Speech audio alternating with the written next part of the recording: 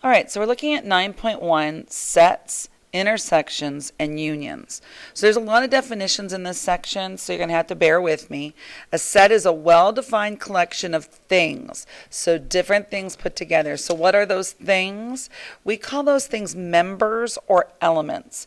Those things are in a set. You'll kind of get as we go along what I'm talking about. A roster notation is the list where you list the members of the set.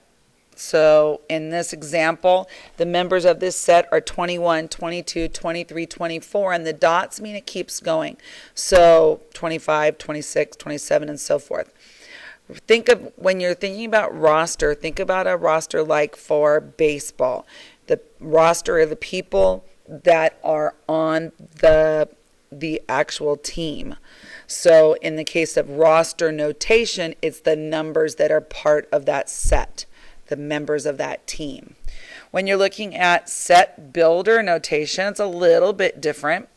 And what you're looking at is it's a description of that set. So these are telling us how to build that set. So for example, you say this as X such that X is a whole number and X is greater than 20.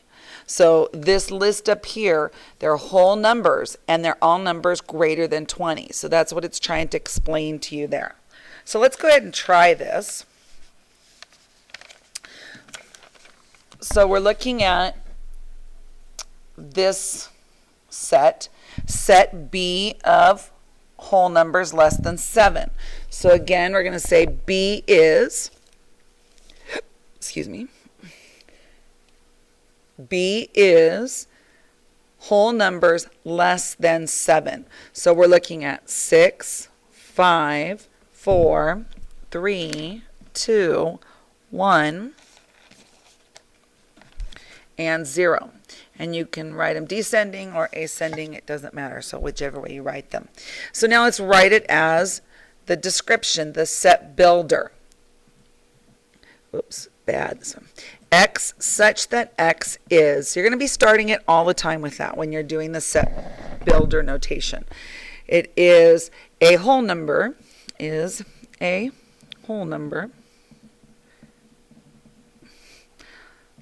and X is less than 7.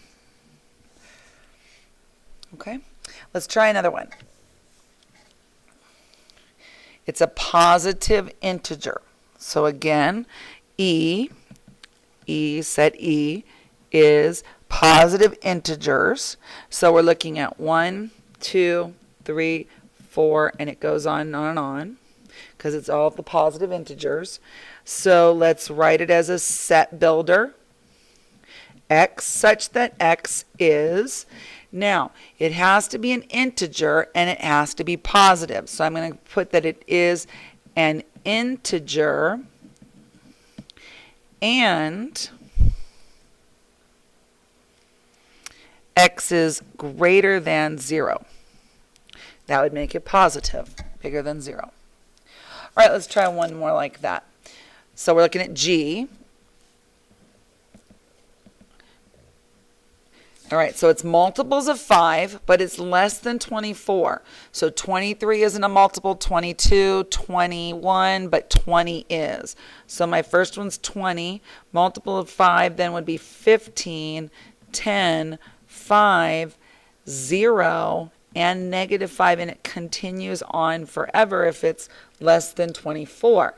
So now let's see if we can write that as a set builder, the directions on making that set. So X such that X is, and remember you're always going to start with that, it's a multiple of 5 and it's less than 24. So we're going to put is a multiple of 5 and X is less than 24.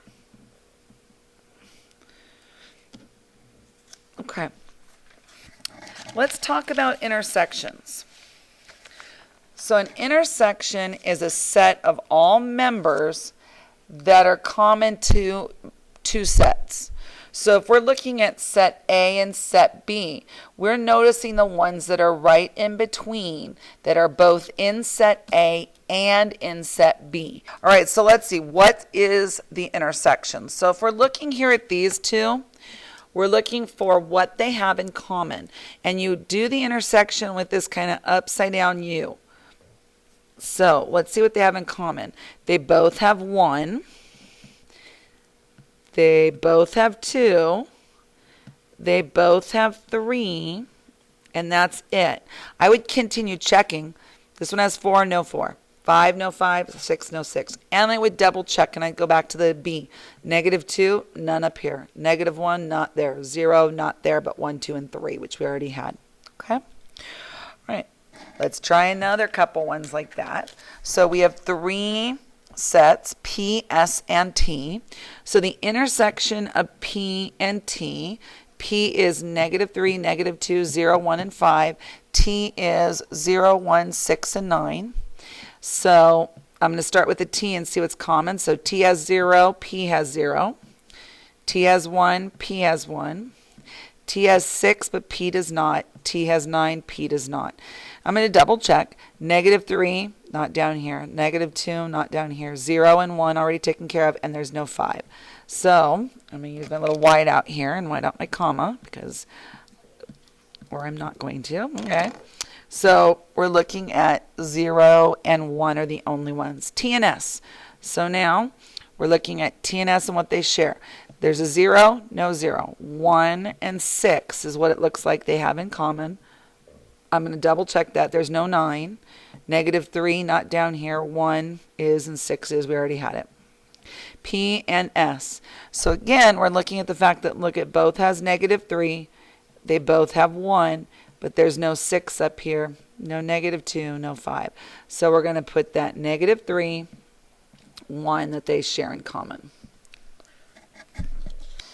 If they have nothing that's common, so there's no numbers that they have in common, it's called the empty set. So you write it like this or you write it like this. So you can see my example here. G intersects H.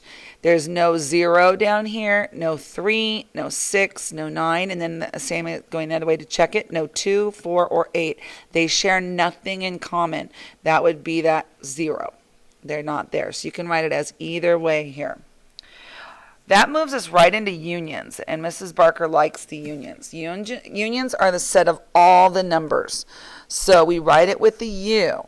So if we're looking at A and B, and we say A union B, we're looking at all of the numbers in both groups. So looking here, we have a 2, a 3. We wouldn't write 3 twice, even though they're in both. We only need to write it once. Then a 4. Then we say 5 and 7. Have we got everything there? So we check the sets. I already got 2, 3, and 4. I've got a 3, 5, and 7. So the union is the list of both groups put together. So let's look at this one. This one's kind of an odd one. It says S is 4, 6, 8, and 10. And E is the set of even numbers. So E is all the even numbers in the world. So 4 is an even number. 6 is an even number. 10 is an even number. 8 is an even number. So S union E, if we put them all together, we're looking at all the even numbers, which is exactly what E was. So when you put S and U together, you get, when you put S and E together, you get E. So it's just kind of a weird one, but one that you want to look at. Let's do these unions. So P union Q. So I look at P and Q, and you usually try to put it in order from smallest to largest. So -2 is the smallest, then -1, then 3, 4, and 5. Double check. There's -2, -1, 4, -1, 3, 5. So looking at Q and S. So Q and S, it looks like the smallest number is -4. Then we're looking at -2 and -1.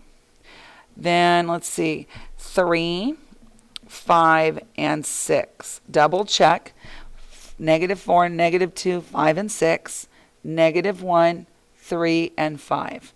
Looking at P union S, so these two, -4 looks like the smallest, -2, -1, 4, 5, 6.